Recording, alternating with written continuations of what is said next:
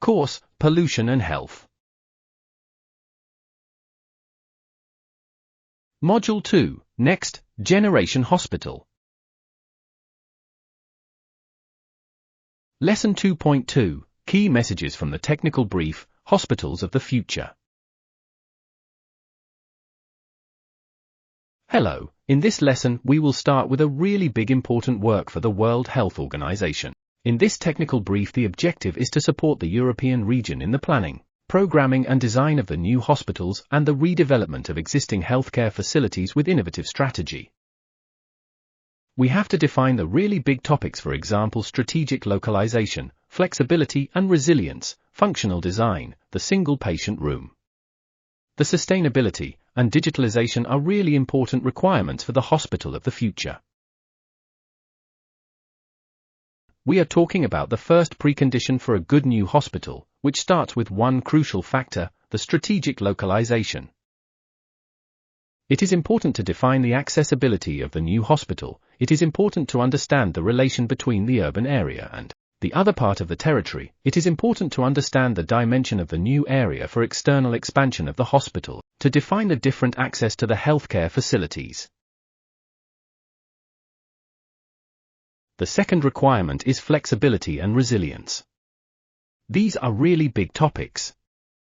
It is necessary to define a buffer zone, and it is necessary to define the new construction strategy, for example to implement the prefabrication system. In these two cases, one is the Martini Hospital in the Netherlands in Groningen. It's really interesting because after its life cycle is it possible to completely deconstruct this hospital. The other case study is one parking in the hospital where we have the possibility to transform in 72 hours in an emergency hospital. The other really big important requirement for the hospital of the future is the new functional design in many activities in the hospital. For example, in the emergency department, we understand it's necessary to create the buffer zone. The buffer space is necessary to define the temporary area, and then to the provision of in case of the emergency to create a new entrance in the department of emergency. The other important new requirement is to rethink the layout of the hospital of the future with the nucleus hospital, and the key words in this direction is to define the satellite area, the autonomous buildings and to the compartments with the installation and the new layout for separated the part of the area where we have the emergency and, for example, the cross-contamination. Because we understand it's necessary the hospital to continue to work when we have the emergency and you go to block only one part of the hospital. And then I think in the hospital of the future it's important to define the patient room only with the single patient room with the possibility to integrate the single room with the second bed. This second bed is for flexibility in the case of the emergency, and then it's important for the caregiver, for the assessor of the patient. Other really big topics nowadays is the sustainability, and because we know the hospital is a really important building for the dimension. And it's one activity where we work 24 hours and we have the energy consumption very hard, and it's necessary to reducing the impact. It's necessary to introduce the concept of the green transition and sustainable strategy. This Italian case is the pediatric hospital in Florence, where we go to apply many innovative strategies. For example, a green roof, we introduce the terrace, we introduce the green buffer zone. We introduce the solar tube for transporting the natural light in the underground space, and we introduce, for example, the photovoltaic system. The green space is really important for the hospital of the future, is important for the technical staff, and is important for the patient. We have many studies in particular. I want to underline the study of Ulrich in the evidence-based direction, where we study the patient room with the view with the green space, the time of the patient staying in the hospital to reduce it.